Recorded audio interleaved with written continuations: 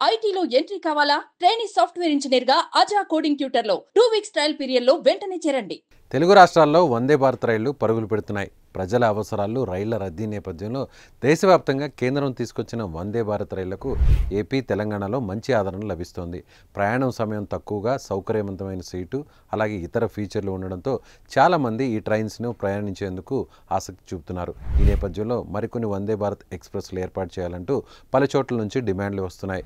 Visakha to తిరుపతికి నడపాలని ప్రజలు కోరుతున్నారు. అయితే త్వరలోనే ఆ కోరిక తీరే అవకాశాలు కనిపిస్తున్నాయి.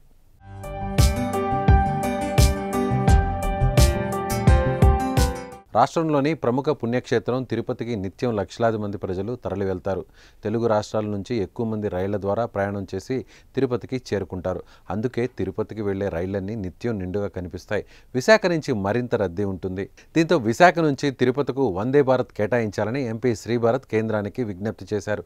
బుధవారం కేంద్ర రైల్వే శాఖ మంత్రిని కలిసిన విశాఖ ఎంపీ శ్రీభరత్ దక్షిణ కోస్తా రైల్వే జోన్ నిర్మాణంపై ముందడుగు వేసినందుకు కృతజ్ఞతలు తెలిపి వాల్తేరు డివిజన్ను అలాగే కొనసాగించాల్సిన అవసరాన్ని కేంద్ర మంత్రికి వివరించారు.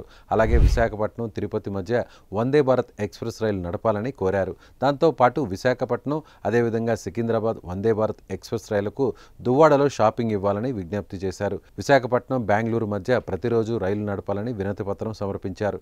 ఎంపీ విజ్ఞప్తులకు కేంద్రం నుంచి సానుకూల స్పందన వచ్చింది. దీంతో త్వరలోనే విశాఖ టు తిరుపతికి వందే భారత్ పరుగులు తీనుంది.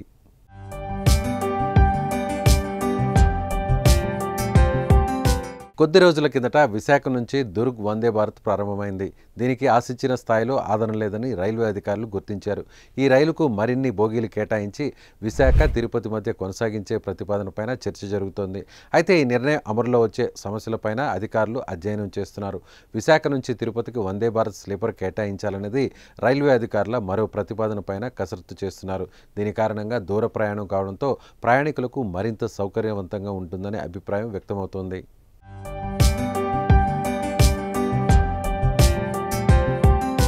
ప్రస్తుతం హైదరాబాద్ నుంచి విశాఖపట్నానికి 2 రైళ్లు, తిరుపతి, బెంగళూరు, నాగ్పూర్ నగరాలకు ఒక్కొక్కటి చొప్పున 4 వందే భారత్ ట్రైన్లు రాకపోకలు సాగిస్తున్నాయి.